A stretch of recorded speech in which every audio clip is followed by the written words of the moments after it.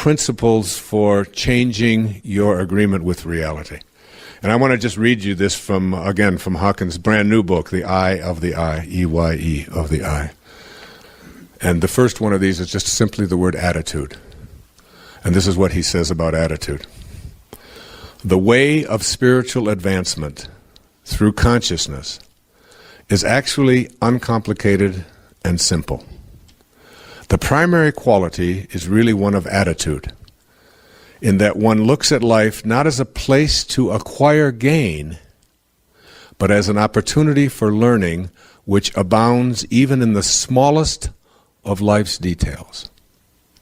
A spiritual attitude leads one to be friendly, kind, and well-meaning to all life. We find ourselves walking over an ant carefully rather than squashing it, not as a compulsive must or a religious rule, but out of a greater awareness of the value of all life. All animals will be discovered to actually be individuals who respond to respect and attention. Even plants are aware of it when you love and admire them. That's an attitude. That's the attitude I'm speaking about here. So the first word is attitude. The second is something that, a word that I like, it's called radical humility. Radical humility. That is, it is an easing up of the ego. Who I am is a piece of God. And as a piece of God, I am radically humble. That is, I have no need to make myself better than anybody else. I've often said that true nobility is not defined by being better than someone else. It's defined by being better than you used to be. The third is the ability to give love. The ability to give love. If you want to become a person who changes your mind and rewrites your agreement with reality, the ability to give it rather than to seek it. The fourth is an absence of judgment. To see if you can cultivate an attitude in your life in which you understand that when you judge another person, you do not define them. You define yourself as someone who needs to judge. That is just something that you define in yourself.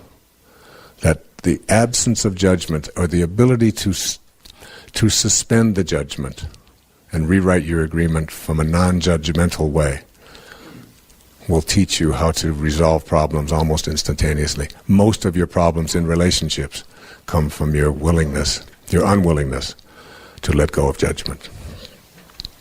The next is giving up guilt.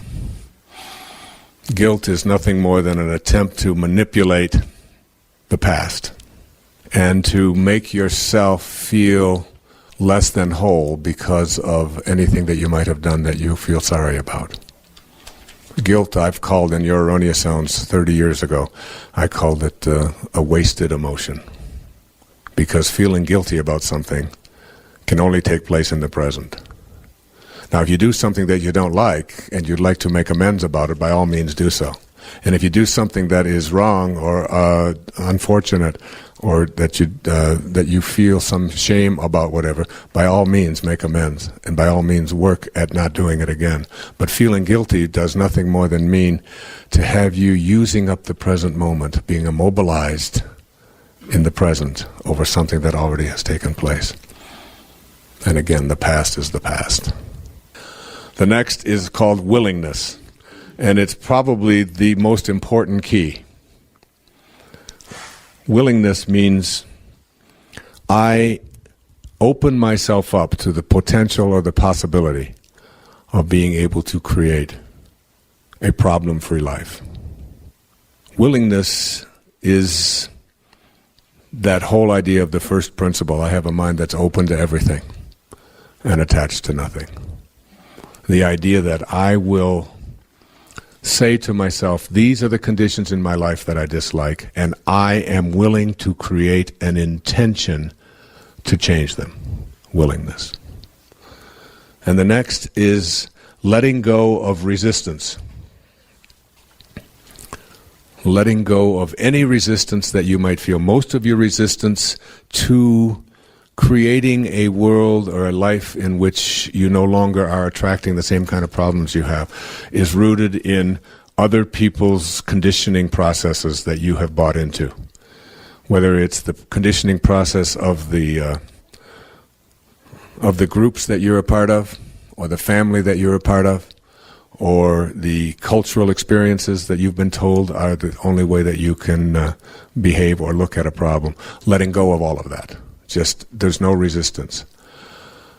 I open myself up through meditation to be free from resistance. No resistance. And when you do, as they say in Sanskrit, when the student is ready, when you're really ready, readiness and willingness are the same. When you're ready and willing, whatever teachers you need will be there. They'll show up, and it works. It's just it's a universal principle. The next is called compassion. And compassion on the scale of consciousness is one of the highest forces that you can have. Because the final one of these qualities here on creating a new agreement, if you will, is called connectedness. Connectedness. A sense that every single one of us has some connection through this invisible force that flows through all of us. Compassion and connectedness. Rumi's observation. I, you, me, he, she, they. These are distinctions which do not exist in the garden of the mystics.